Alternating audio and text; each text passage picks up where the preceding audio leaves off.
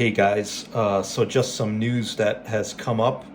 The United Auto Workers Union has started a strike against the big three: Ford, Stellantis, and GM.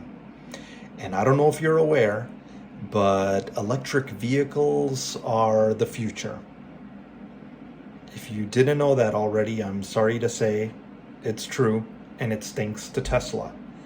And these big three have been struggling to catch up to Tesla to come up with a car that is worthy to be called competition for Tesla. And every vehicle that they sell, they are just taking a huge loss, and they only make money on their gas vehicle sales. So they were already having trouble making EVs, and this could be the nail on the coffin for these big three companies. What I'm trying to say is, do you smell what Tesla's cooking?